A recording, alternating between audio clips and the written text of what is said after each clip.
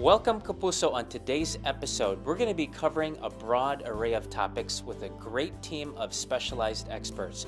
We have with us none other than attorney Eric Gravel, who's going to be joining us to discuss bankruptcy in all of its stages and strategies. The wonderful Faith Bautista, who's the president and CEO of NAAC. She's going to be with us on Save Your Home Part 1. We also have Ask the Expert segment in buying property in Manila, for those of you who are interested in owning in the Philippines and don't know how to go about that. This and so much more on today's episode of KMG, so come and join us.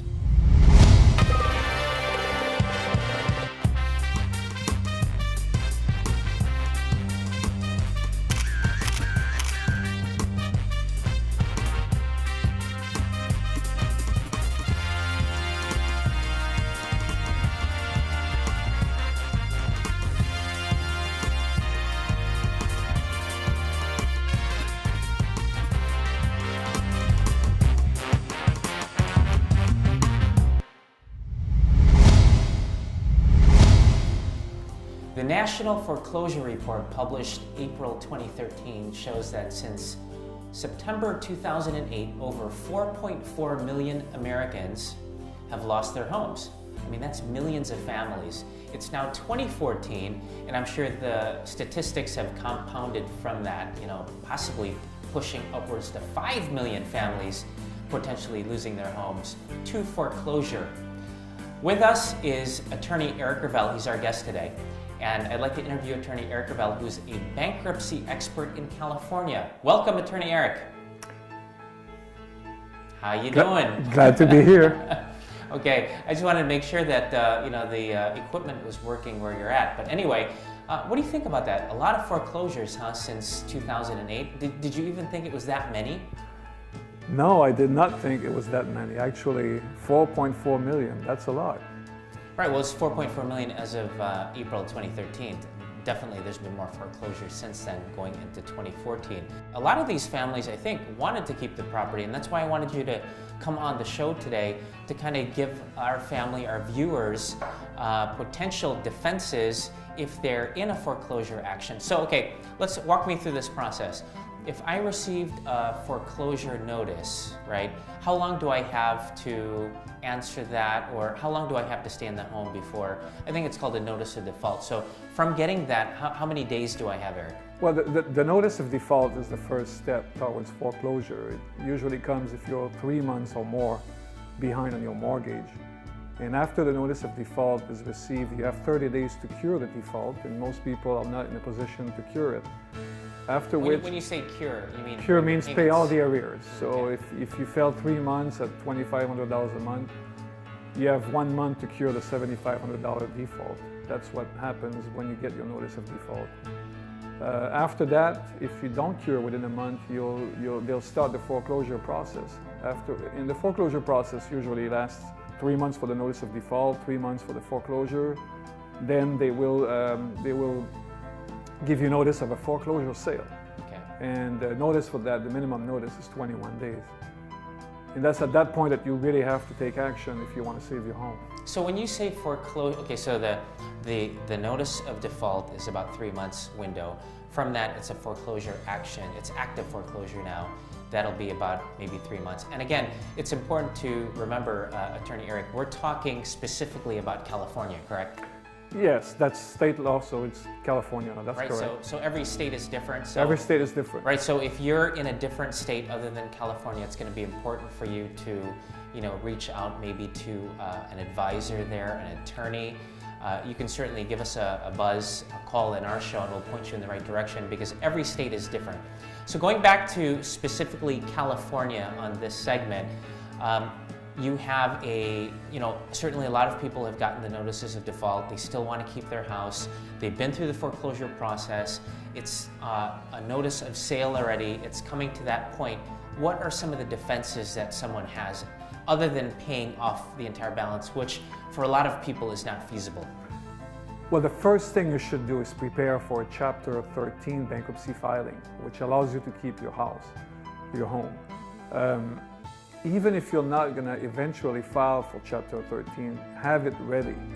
so that if you're not able to postpone the sale, say that you have a sale scheduled for next week, and you talk to the lender and they say maybe we'll be able to delay your sale or postpone it, but that promise is only a promise, and they might move to foreclose your house, then you should be ready to file an emergency Chapter 13. And you can do that 10 minutes prior to the scheduled sale. You can do it 1 minute, but you have to be ready. So you have to have your paperwork in order. And then you ask your bankruptcy attorney to pull the trigger and file the Chapter 13. That will stop the sale. No sale can take place if you file your Chapter 13. And it buys you a lot of time. It buys you time to rework your loan with your lender. It gives you time to pay back the arrears that you've accumulated. It gives you even leverage to modify your loan. So, when you say it gives you time, what is it like? How much time? What do you like? The automatic stay, which is what prevents anybody from collecting or foreclosing. Any creditor is barred from trying to collect. The automatic stay lasts for as long as the bankruptcy goes on. And you prepare a Chapter 13 repayment plan in which you agree to pay back your arrears. You have 5 years to pay them back. So if you fell $50,000 or $60,000 behind, you have 5 years to pay that back. So, but it's not necessarily all of the money that you have to pay back, right? It's going to be based on what you can afford. Is that right? No, the arrears have to be paid back. Period. Yeah, you'll be able to get rid of your credit card debt at 0% on the dollar most of the time. You'll be able even to wipe out your second loan, your home equity line of credit, if it's become unsecured. But the arrears you'll have to pay back. But you can also obtain a loan modification, in which case you wouldn't have to pay back the arrears. Okay, so just because you file a Chapter 13 bankruptcy doesn't mean that you can't, because you want to keep the property, doesn't mean that you can't file a loan modification. You still can, right? That's right. And in fact, you're in a better position to obtain a loan modification after you file Chapter 13 than you were before. In many cases, you were not able to get a loan modification prior to filing Chapter 13. Now, all of a sudden, you're in the hands of a better department in the bank, and you would be able to obtain a loan modification. Okay, well, you kept talking about Chapter 13. What about Chapter 7? That's the one I hear about the most. Chapter 7 is a quicker, faster, more efficient way even to get rid of your unsecured debt. If you have a lot of unsecured debt, Chapter 7, if you qualify, will wipe out that debt immediately. So it's not a repayment plan. It's not a 5-year repayment plan. So it basically wipes it out completely. It's like an atomic bomb on your unsecured debts. On your unsecured debt. And then, yes. So what happens then after that is you're basically... You start over. Okay, so it's a way to start over. It's a way to start over. So Chapter 7 is that way. Chapter 13 is more for, I guess what you're saying is a financial tool to use to not only save your home, but to get back the time. But then there's the opposite side of that is, unlike the Chapter 7, which is immediate, you clear all your debts immediately, this one is a 5-year repayment plan. Is it always 5 years, or is it like 3 years? It's 3 to 5 years, depending on your income level. Okay. Can you walk me through a process? Let's say someone has a $1 million home. They were unemployed. They just started making money again, and it's been in foreclosure, and this is a common situation. You're talking about a common situation. Yeah. So basically then, can you walk me through that process? Well, they're in danger of losing their home because they fell behind when they became unemployed. Now they have more money to pay back the loan. So they'll meet a bankruptcy attorney. We'll give them a free consultation. We'll analyze their assets, liabilities, their income and expenses, and we'll submit a plan to the bankruptcy court saying, you'll pay back this much arrears over time, and you'll pay pay a certain portion of your unsecured debt, sometimes 0%, sometimes 1%, sometimes 10%, depending on your new income level. So we'll sit down with you, prepare a bankruptcy petition is what it's called, and we'll file it with the court. And from the moment that we file it, you're under the protection of the automatic stay. And then how long does that typically take to, let's say, get whether the Chapter 7 or Chapter 13 bankruptcy approved by the court, if everything's... Right, so how long does that typically take? After we file the petition, we'll go together, so you'll be represented by an attorney, obviously, to the bankruptcy court to meet the Chapter 7 or Chapter 13 trustee. So that takes place from 30 to 35 days after the filing of the petition. And there the trustee will ask you questions about your petition. Generally pretty simple questions. And in 95% of Chapter 7s, you'll be done. The trustee will file a report of no assets, in other words, no problems. And in a Chapter 13 case, they'll ask you a few more questions. But if they're satisfied with the plan that you propose, then the plan will get confirmed. If they're not satisfied yet, they'll continue to ask questions from your attorney over the following weeks until you come up to an agreement as to what the plan payment should be. Okay, so let's say the plan payment is approved by the court, the bankruptcy court. Does the lender have to approve that? No. No, the lender is bound by the terms of the approved Chapter 13 plan. The lender can only object to the plan if they're not being paid.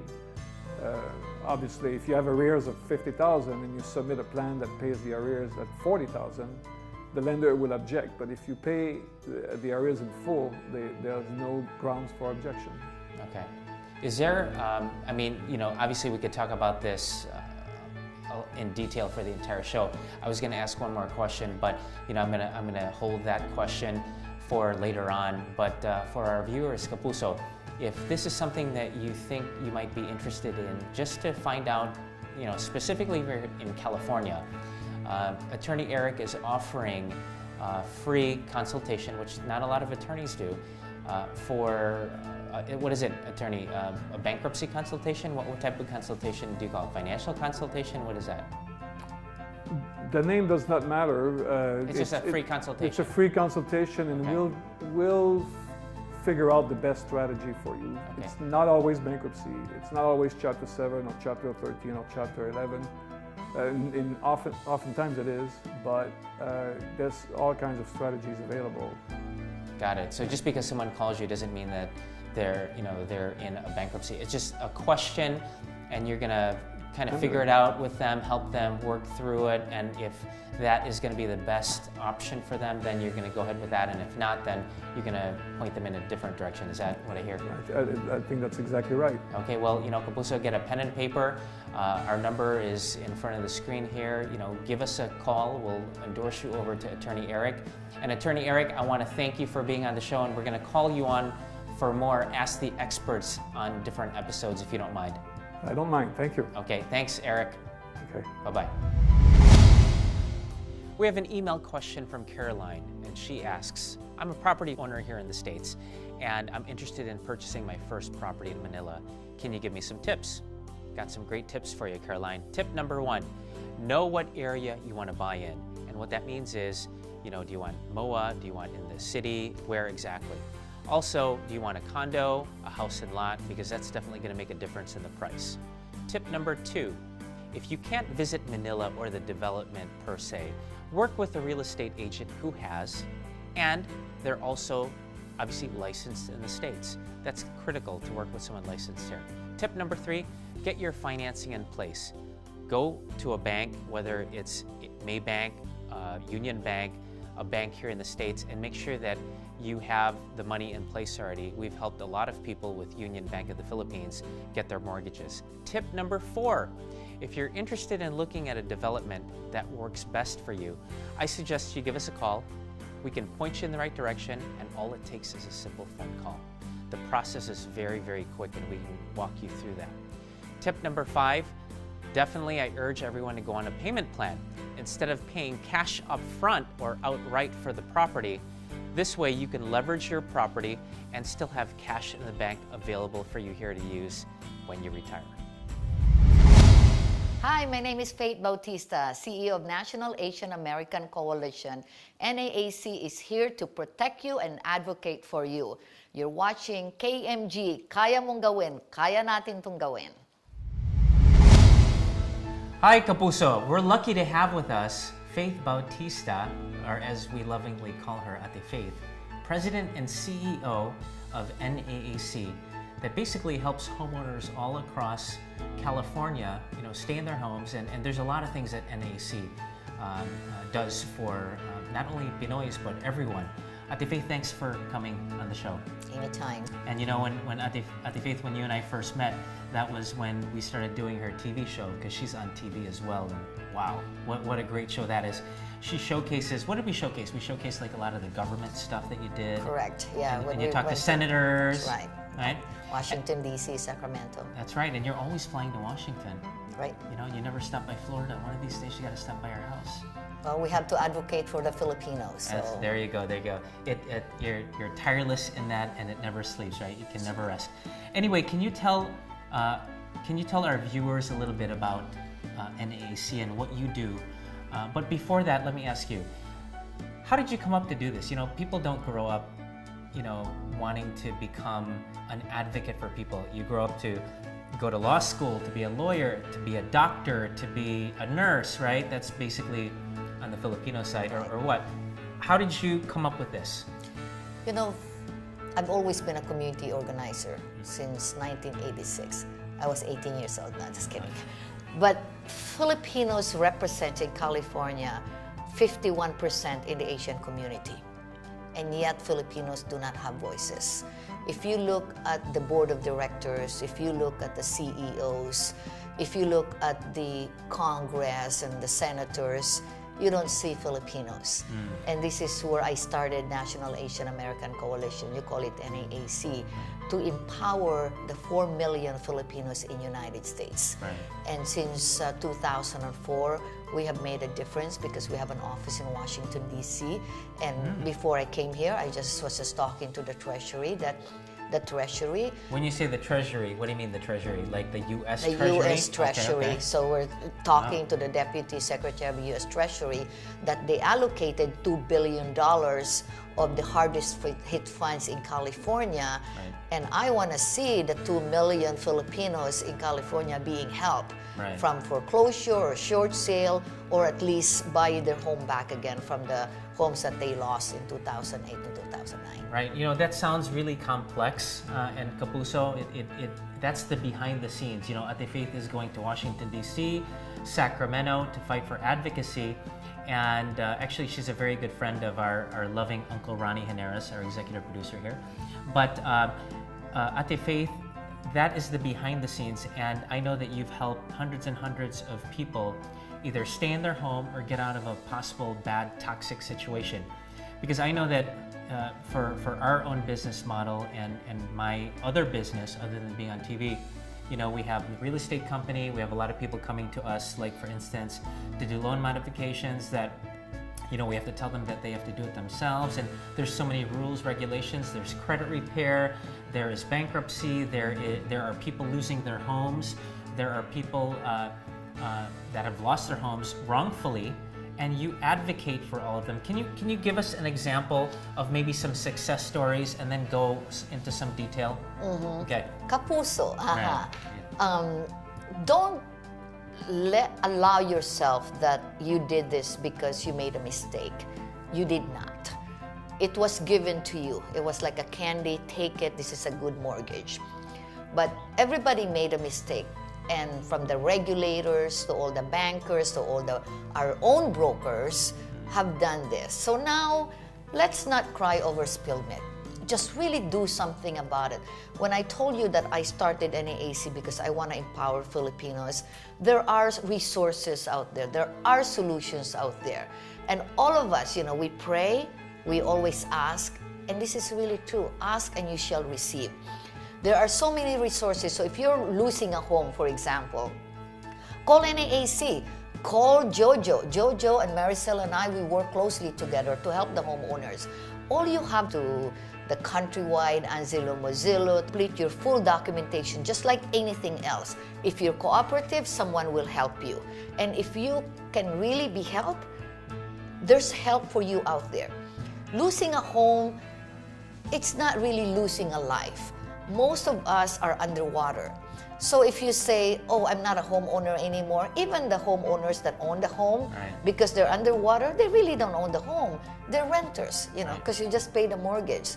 So what I'm saying is, do what's right, and the only way you know that is if you're talking to someone. You know, you have services that you can offer that, and we're here to help you go through the banks. It's always whom you know, ladies and gentlemen. It's your relationship with the bankers.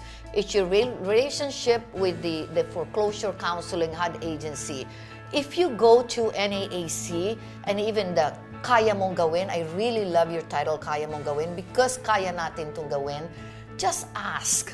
And then it's everyone has different problems, therefore different solutions. Right, and you know, the one thing I like what you said, Ate Faith, was that you might be losing a home, but you're not losing a life. I like that.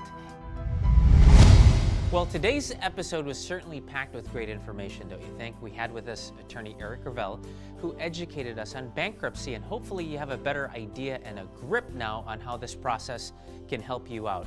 Please call us if you have any questions. Again, attorney Eric, the specialist in this field, is willing to give our Kapuso viewers a free 15-minute consultation. You don't want to miss out on this kind of opportunity. It doesn't happen all the time. We also had with us Faith, who is generous enough to spend time with us discussing options on saving your home, part 1. I mean, she has always great information to give us.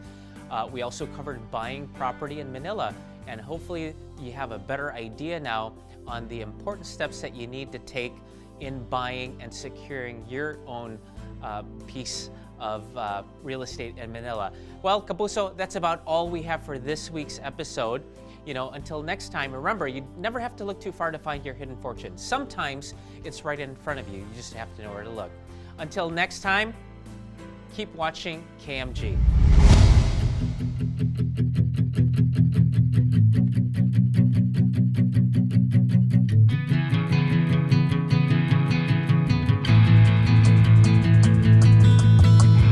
Nasa huli ang pagsisisi